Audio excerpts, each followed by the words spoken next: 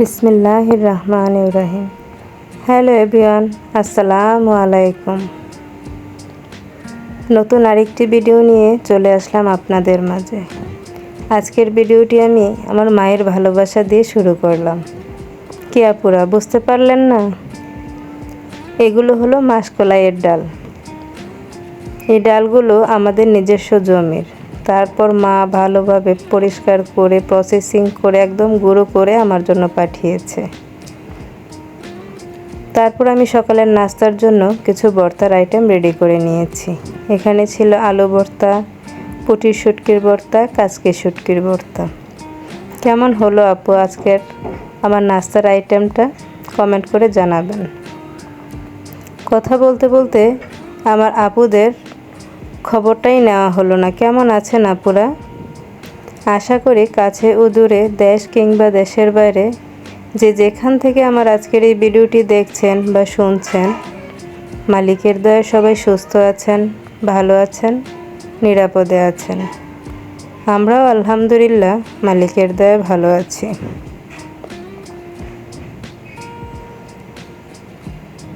আপনাদের সাথে কথা বলতে বলতে অফ ক্যামেরায় নাস্তা শেষ করে আমি আমার ছেলের রুমটাকে আজকে ডিপ ক্লিন করতে চলে আসলাম। অফ ক্যামেরায় আমি জানালাগুলো ভালোভাবে পরিষ্কার করে নিয়েছি। তারপর ফার্নিচারগুলো মুছে নিচ্ছি। ভিডিওর এ পর্যায়ে যারা আমাকে দেখছেন, প্লিজ একটি লাইক দিয়ে ভিডিওটি কন্টিনিউ করবেন। আপনার একটি লাইক আমাকে অনেকের মাঝে পৌঁছে দিতে সাহায্য করবে। আজকে যারা নতুন আমার চ্যানেলটি ভিজিট করছেন, তাদের আমার এই সাধারণ লাইফস্টাইল ভিডিও যদি ভালো লাগে, প্লিজ চ্যানেলটি সাবস্ক্রাইব করে পাশেই থেকে যাওয়ার অনুরোধ রইল। চাইলে আপনি আপনার ফ্রেন্ডস অ্যান্ড ফ্যামিলির সাথে শেয়ার করতে পারেন। আমার ভিডিওর ভালো লাগা খারাপ লাগা সব কিছুই আপনারা আমাকে কমেন্ট করে জানাতে পারেন। আমার আপুরা এত সুন্দর সুন্দর কমেন্ট করে, আমার কাছে খুবই ভালো লাগে। আপনাদের এই কমেন্টগুলোই আমাকে নতুন আরেকটি ভিডিও বানাতে অনেকটাই উৎসাহিত করে।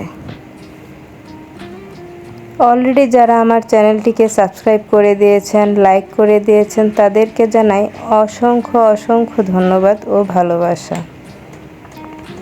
আপনাদের সাথে কথা বলতে বলতে আমি আমার ছেলের রুমের বক্সেলটা গুছিয়ে নিচ্ছি।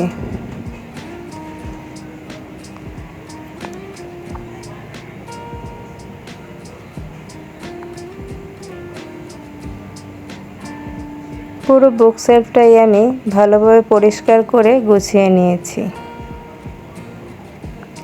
এই হলো আমার ছেলেদের বুকশেলফের ফাইনাল লুক। কেমন হয়েছে আপুরা কমেন্ট করে জানাবেন।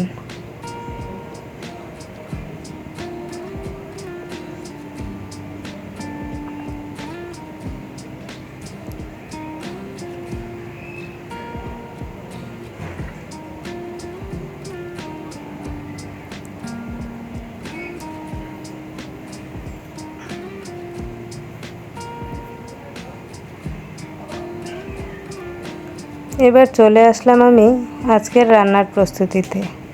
আজকের রান্না করেছিলাম মুরগি আর মায়ের ভালোবাসার মাসকলাইয়ের ডাল। আজকের রান্নাটা ওইভাবে শেয়ার করিনি। এবার আগের দিন দেখিয়েছিলাম কিছু আমি আম ডালের জন্য ফ্রোজেন করেছিলাম। এবার কিছু আমি শরবতের জন্য ফ্রোজেন করব। অল্প একটু পানি দিয়ে আমি আমগুলোকে ভালোভাবে সিদ্ধ করে নিয়েছি। এবার আমগুলো থেকে আটি বের করে নিয়ে আমগুলোকে আমি ব্লেন্ড করে নেব। এই আমের মধ্যে আমি হালকা একটু লবণ দিয়ে নিয়েছি। চাইলে আপনারা এই পর্যায়ে চিনি অ্যাড করতে পারেন। আমি পরবর্তীতে আমাদের চাহিদা অনুযায়ী, যার যার পছন্দ অনুযায়ী চিনিটা অ্যাড করব, তাই এখানে আর অ্যাড করছি না। এবার আমি এটাকে ব্লেন্ড করে আইস কিউব করে নেব। এটা একটা ডিমের ট্রে, এর মধ্যেই আমি আইস কিউব করে নিচ্ছি।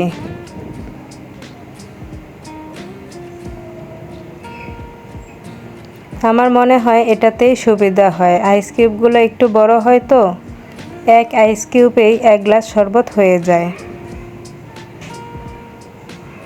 আপনারাও চাইলে এইভাবে ট্রাই করে দেখতে পারেন। এর সাথে চাইলে আপনারা পুদিনা পাতা দিয়েও ব্লেন্ড করে নিতে পারেন। এবার আমি এগুলোকে আইস করে নিয়ে নেব। তারপর প্রয়োজন মতো যখন ইচ্ছা তখন বের করে শরবত করে খেয়ে নিতে পারবো। নতুন আরেকটি ভিডিও দেখার আমন্ত্রণ জানিয়ে আজকের ভিডিও থেকে এখানেই বিদায় নিচ্ছি। সবাই ভালো থাকবেন, সুস্থ থাকবেন, নিরাপদে থাকবেন আর আমাদের জন্য দোয়া করবেন। আল্লাহ হাফেজ। আসসালামু আলাইকুম।